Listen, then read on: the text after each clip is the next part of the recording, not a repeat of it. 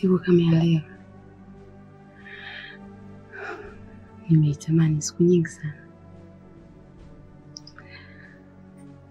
Relax baby.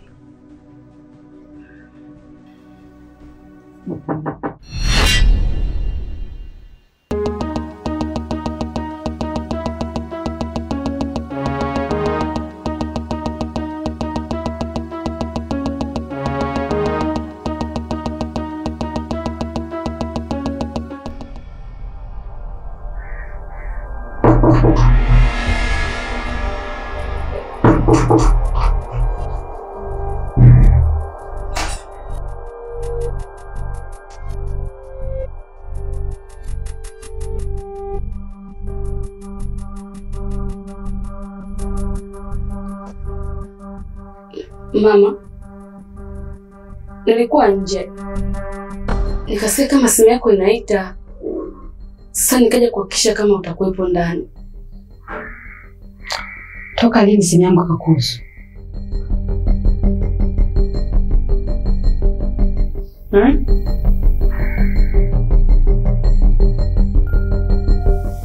Toka! Puzi tu.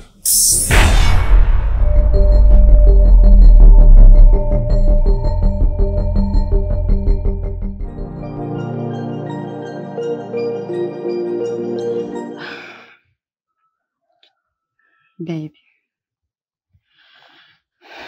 Chana nao. Yaani muda wa kurelax mimi na wewe wenyewe wanagonga. Ila anyway. Besides. Nakupenda.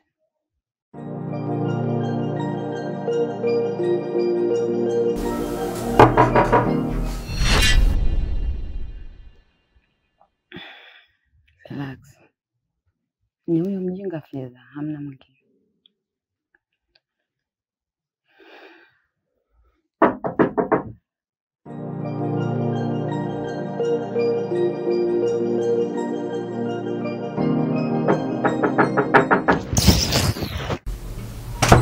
Ni nini mbona msumbufu?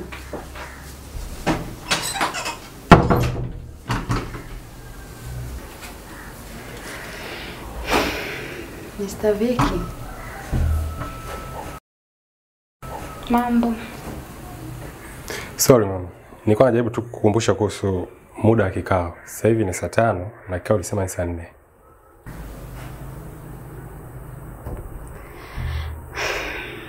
Okay. Nakuja. Okay, poa. Hauna shida yoyote? Hapana.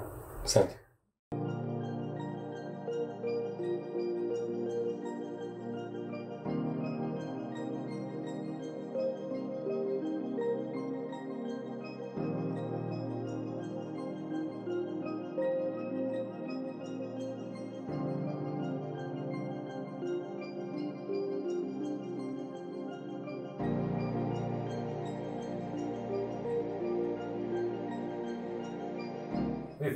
Safi. Kama unaandaa.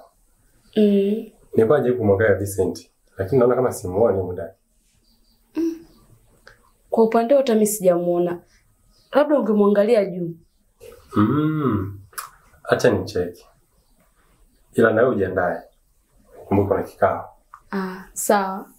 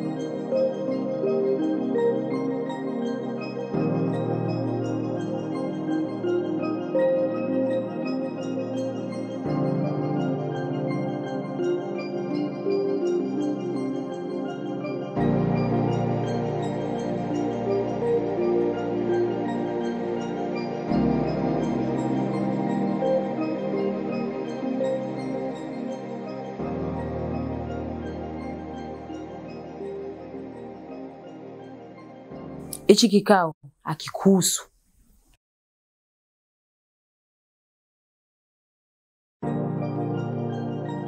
Toka!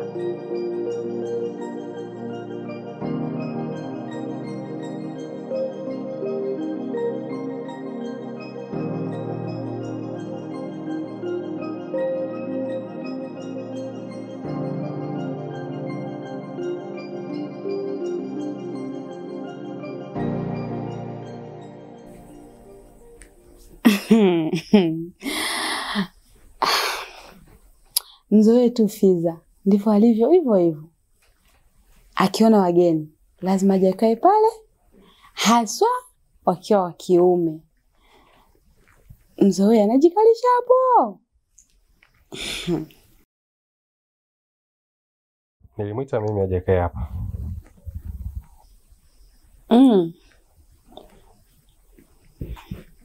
Sawa.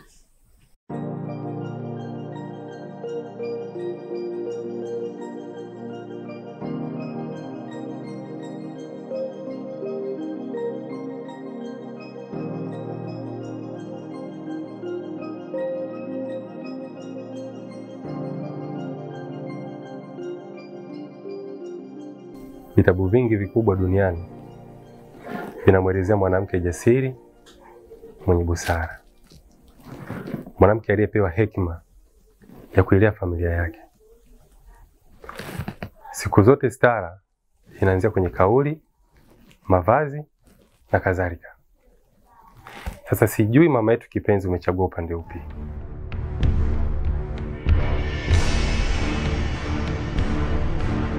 Sidhani kama hilo ni muhimu kwa wakati huu.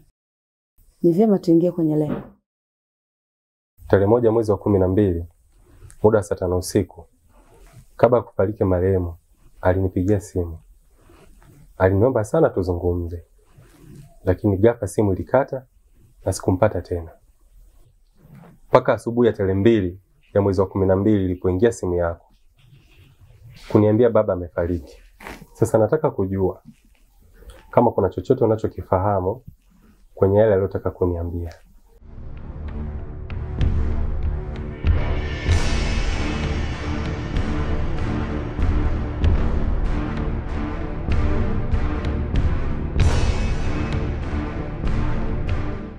Nadhani alikumisi tu. Hakuna chochote alichotaka kukwambia.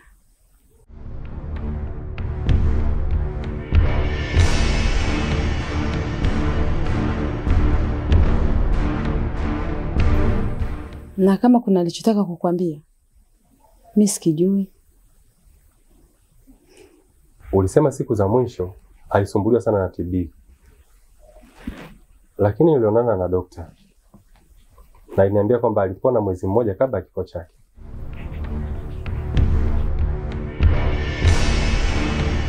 Ndiyo. Ni kweli majibu ya dokta alisema hivyo. Lakini yeye mwenyewe alikuwa analalamika bado anaumwa na akagoma kurudi hospitali.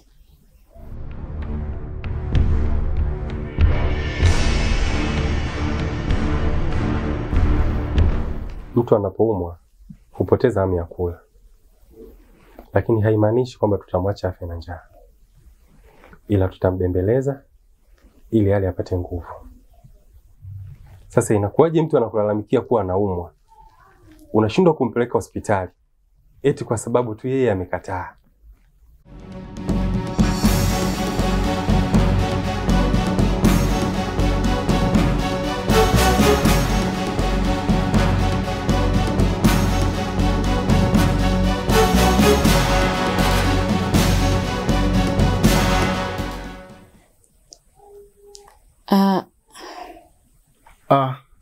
Tunapaswa kumwonea huruma mama.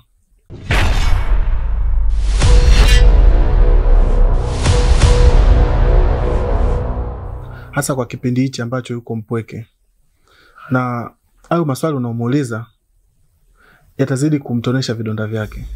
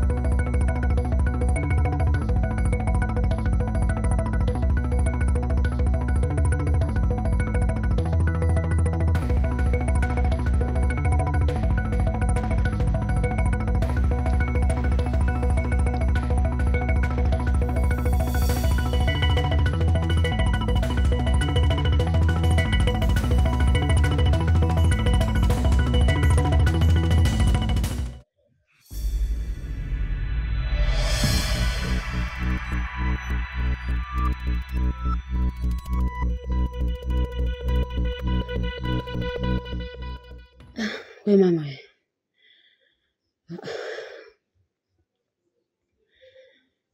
Yaani sio wasiwasi. Ni zaidi ya wasiwasi. Ni zaidi ya stress. Hawezi amini mwenzako nimechoka kama mtu amebebeshwa mzigo wa kilo 500.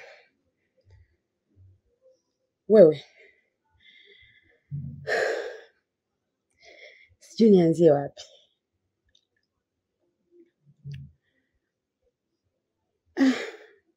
Tulikuwa na kikao nyumbani. Ndiyo na wanangu. Yule kakake si unajua kama alikuja? Mama. Haukuwepo, malaika wako walikuwa. Nimeulizwa maswali. Kijasho chembamba mwenzako kimeniteremka.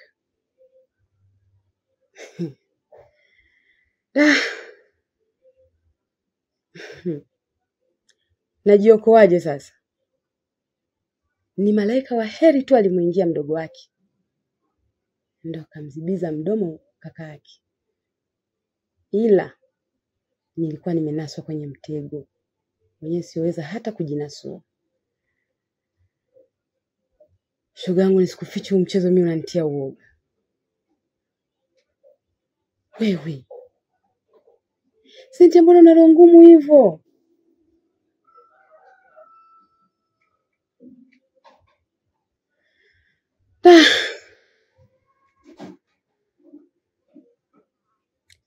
Sawa sasa.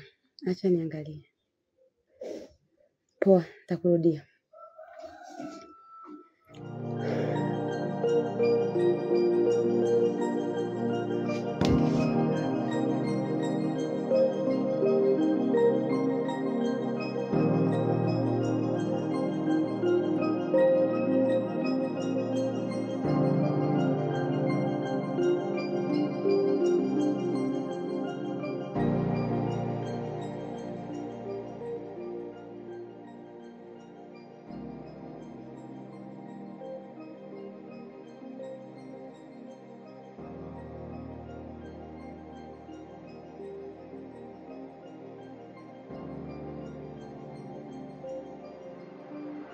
Victor, unatambua kwamba wewe haukuwepo hapa wala mimi sikuwepo hapa. Kwa kipindi chote ambacho mimi na wewe hatupo, mama ndo alikuwa akimuuguza baba.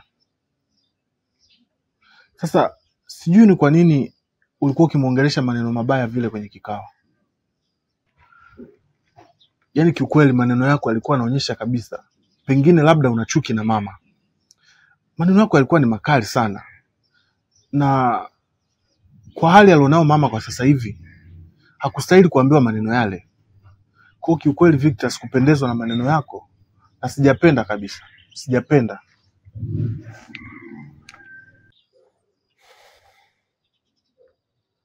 Nimechoka sana. Nahitaji kupumzika.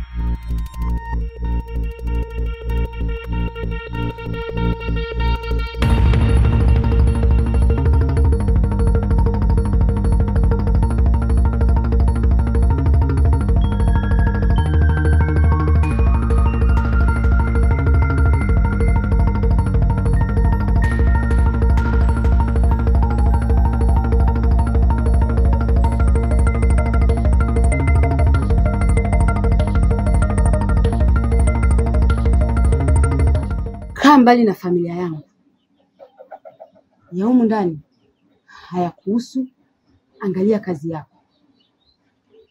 Sijui umenielewa? Nimekuelewa.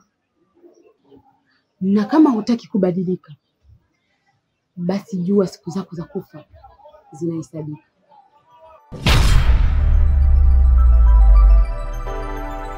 Potea.